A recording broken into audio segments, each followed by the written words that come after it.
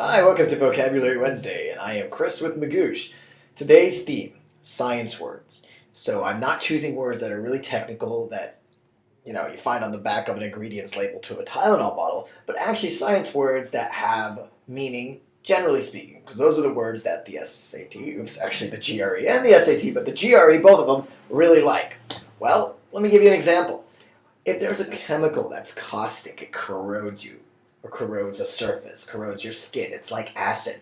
Oftentimes when you have these industrial strength cleaners, you'll notice people put on rubber gloves so that their skin doesn't melt off. Now, we're using this in a different context on the GRE. Think of someone's comments or someone's reaction, their behavior, their demeanor is caustic. That means that they are really nasty and biting. So a caustic comment or remark really gets under your skin because the person saying it wants to be as nasty as possible. So people are hurling caustic criticism at you. Ignore them because you're better than anything caustic they say. Now we have our next word, paradigm. It's an interesting word. Two definitions which are closely related. The first definition is a standard, a set model, typical example of something.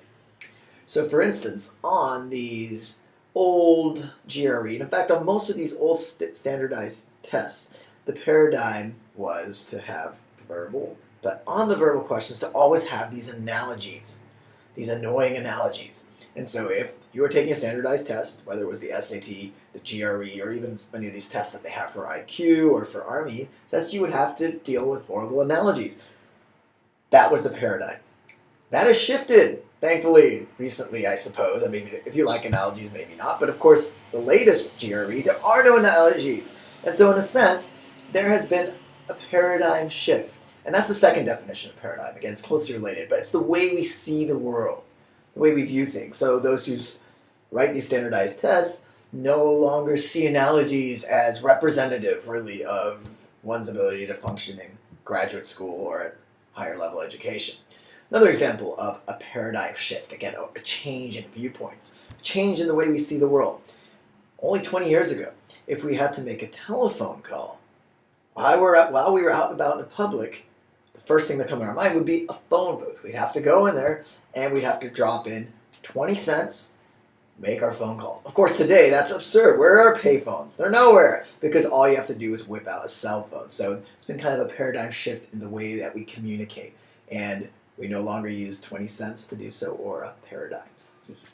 Okay, next word, fun word, cathartic. Cathartic's literal definition is something that purges you, meaning that if you've been a little bit and you can't, well, then you need a catharsis or you need a cathartic, which is a medicine that would relieve you and purge you and make you feel very light. I won't elaborate beyond that.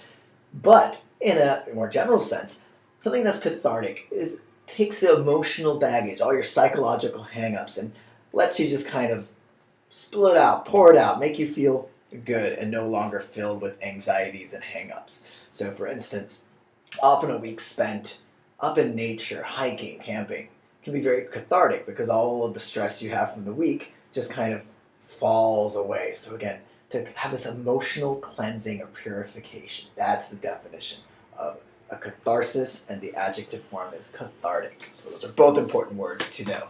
Finally, we have scintillating. Scintillating is a fun word. It means giving off sparks, like when photons collide. Ooh, sparks, but we don't care about photons on the GRE, unless it's in a critical or reading comprehension passage. But scintillating more generally means giving off sparks, flashing, and brilliant. The key is brilliant. If you see a scintillating performance, if a singer just dazzles the stage, scintillating. If you're sitting next to a really intelligent person talking maybe about astrophysics and you're just like, wow, their brain is just giving off sparks, scintillating.